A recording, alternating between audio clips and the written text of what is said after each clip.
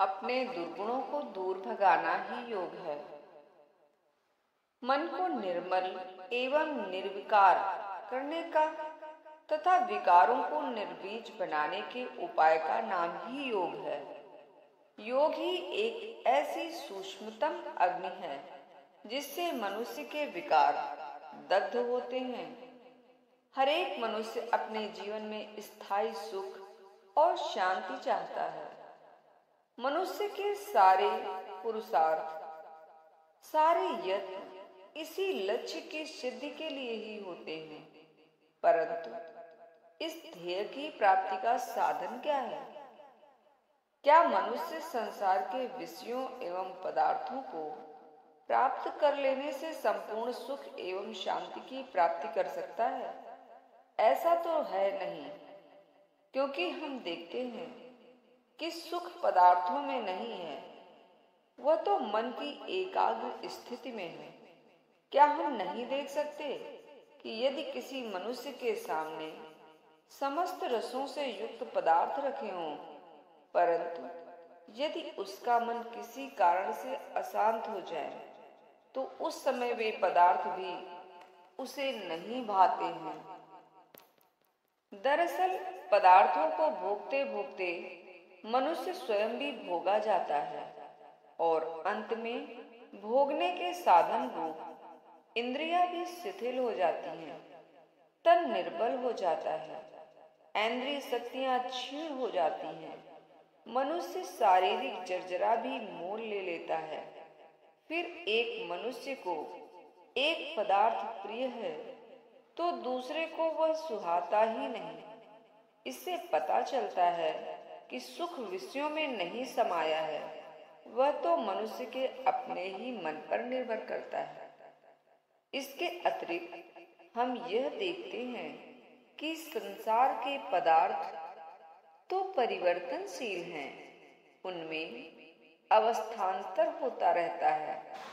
जो स्वयं ही क्षणभंगुर हो, हर क्षण बदलता रहता हो, उससे हमें भी तो स्थायी सुख की प्राप्ति नहीं हो पाएगी। इस प्रकार विषयों को प्राप्त करने तथा उनका संग्रह करने में, उन्हें सेवन योग्य बनाने और फिर उन्हें भोगने में ही मनुष्य का जीवन खप जाता है। इस पर भी यदि पूर्व कर्मों के परिणाम स्वरूप वह विषय मनुष्य से छिन जाए, तो मनुष्य के लिए वह विषय एक और दूसरा दुख का कारण बन जाता है। मन को निर्मल एवं निर्विकार करने तथा विकारों को निर्बीज बनाने के उपाय का नाम ही योग है। योग की एक ऐसी सूक्ष्मतम अग्नि है जिससे मनुष्य के विकर्म दग्ध होते हैं। यदि उनको दग्ध न किया जाए तो दुखों के बीज तो रह ही जाएंगे।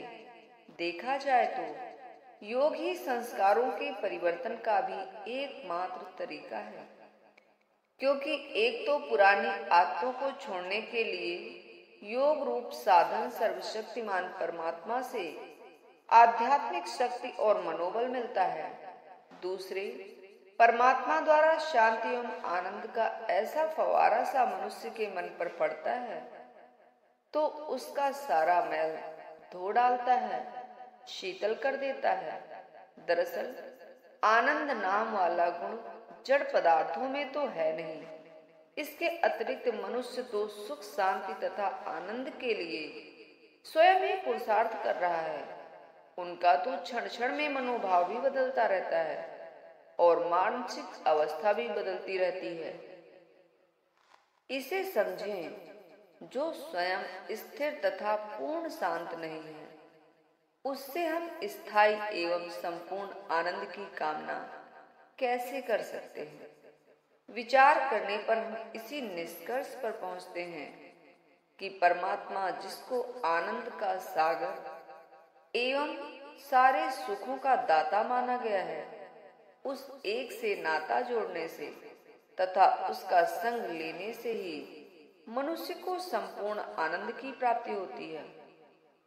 उस एक परमात्मा से संबंध जोड़ने का नाम है योग। धन्यवाद।